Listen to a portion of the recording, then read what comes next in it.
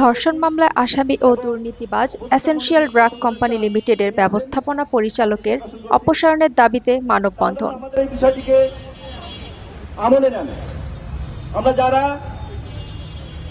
দীর্ঘ 15 বছর 16 বছর এমনকি 17 বছর ধরে চাকরি করছি এই অফিসে, আমাদের নামে কোন রকমের কোনো এলিগেশন ছাড়া, কোন রকমের কোনো মানে অন্যায়, আমাদের নামে কোনো অন্যায় পাইনি, কোনো অন্যায় ছাড়াই আমাদের নামে কাগজ দিয়েছে, টার্মিনেশন কাগজ দিয়েছে, যেটা খুবই আমাদের প্রতি জুলুম করা হয়েছে।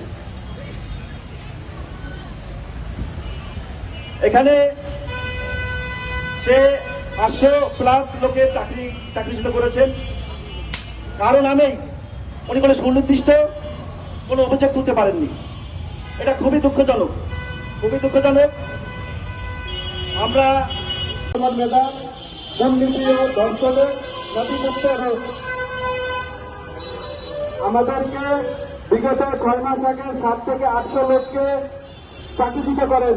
আব্দুল সামাদ মেধা জয়েন করার পর থেকে বিনা নোটিশে, বিনা ইনফরমেশনে উনি চাকরিচ্যুত করেন। মানুষ, আমরা খেটে খাওয়া মানুষ, এতদিন খেটে কাজ করে পরিবার নিয়ে দুমুঠো ডাল ভাত খেয়ে জীবনযাপন করেছি। আমাদের চাকরি থেকে টার্মিনেশন করে দিয়ে আমাদের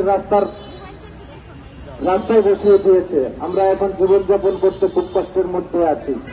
তাই আমি মাননীয় স্বাস্থ্য উপদেষ্টা, মাননীয় স্বাস্থ্য সচিব যারা আছেন, আপনাদের দৃষ্টি আকর্ষণ করছি, আপনারা অতি দ্রুত এই দুর্নীতিবাজ সামাদ মেধা এবং তার ভাগ্নে নাজমুল হুদা, তার ভাগ্নে শওকত সহ ঊর্ধ্বতন কর্তৃপক্ষ আরো যারা এই সিন্ডিকেটের সাথে জড়িত, তাদেরকে অপসারণ করে এই প্রতিষ্ঠানে একজন ভালো এমডি নিয়োগ দিবেন, যে এই প্রতিষ্ঠান একটা স্বনামধন্য প্রতিষ্ঠান, এই প্রতিষ্ঠানকে যাতে সুন্দরভাবে পরিচালনা করতে পারেন।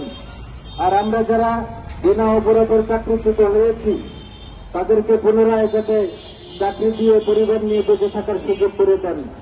আমি এই মহামান্য স্বাস্থ্য উপদেষ্টা এবং স্বাস্থ্য সচিব মহোদয়ের নিকটে এবং মামলা বাণিজ্যের শেষপত্র